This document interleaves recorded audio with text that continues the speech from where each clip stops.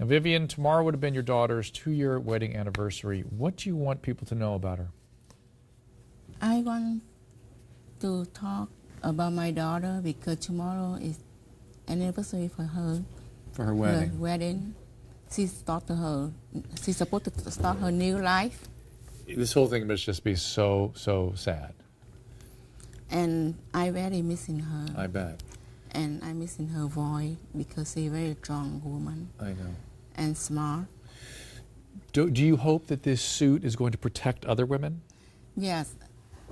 I speaking for my daughter Annie Lay because I don't want nobody been killing like her because she died in vain. She died for nothing.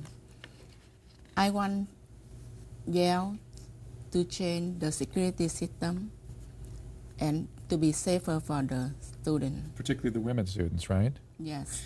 Well, now in this wrongful death suit that's been filed against Yale, the lead counsel for the estate of Annie Lay made these allegations. This sort of sets up what we're talking about here.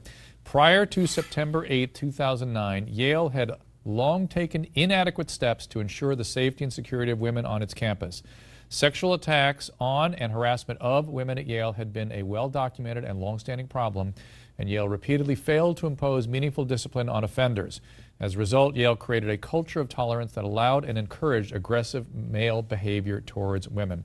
Mary, I guess that's the bottom line what this suit is about. It's to also not have let this death go in vain and to protect other women at Yale.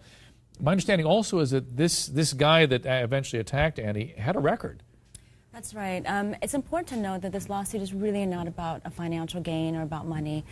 The lawsuit is to prevent this from happening again. This was a tragic and very violent ending to a very beautiful and prosperous future for a young woman.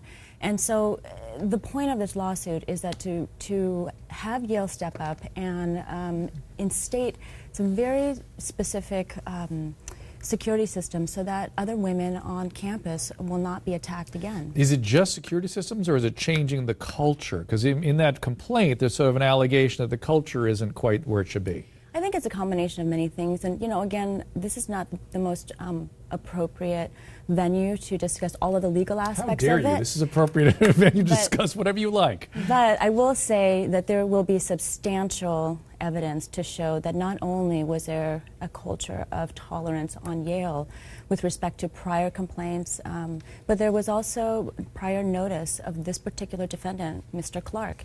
Now, I don't know if you can comment on this. My understanding is his immediate supervisor who was receiving these complaints was somebody very close to him. Again, I don't want to play all the cards out here, but I can confirm that his supervisor at the lab where he worked and where Annie Lay was killed was his brother-in-law, and also his sister was also a supervisor there. Are you fighting, this is going to be a hard question to ask, is the culture of an ivory tower difficult to change? I mean, even when I almost choke on saying that Yale needs to make all these changes, I mean, it's Yale. Don't they know better? Don't they have a culture that addresses these kinds of issues? And I guess we have to keep in mind they're a human organization like any other. But as such, because they are such an ivory tower, does it make it more difficult for them to change? Yale is a very distinguished, a very prominent university in the world, and so it's surprising that there is such a endemic problem on Yale. And it has to change. The Yale responded. A spokesperson shared this statement with us. Yale believes there is no basis for the civil suit filed on behalf of the estate of Annie Lay. Yale had no information indicating that Raymond Clark was capable of committing this terrible crime, and no reasonable security measures could have prevented his unforeseeable act. Well, Mary, that's kind of what I'm asking. I'm not sure security cameras would have prevented this particular act, but is it not just the culture of when a woman makes a complaint, it's taken very, very seriously, no matter who the superior is? Well, you would hope so, that Yale or any educational institution is going to take something like this very seriously. And so, again, without divulging all of the legal aspects of this case and all the facts. Let me ask you, rather than speaking vaguely about it, what exactly do you hope to achieve, and do you think you're going to achieve it? I absolutely do think we will achieve it, and the evidence at the end of the day is absolutely going to show that there was prior notice of this individual's violence and prior complaints, and that this incident with Annie Lay should have been prevented, could have been prevented, and Yale must step up and prevent more future with evidences. new policies and procedures, New policies, with new security forces, with new cameras, with all of the above. All of those things have to be implemented. Education of students about. My understanding is, by the way, Annie really tried to protect herself. That there's evidence on her body. The forensic evidence is that she fought this guy off. She did, and it's important to note that Annie was very, very concerned with the security on campus.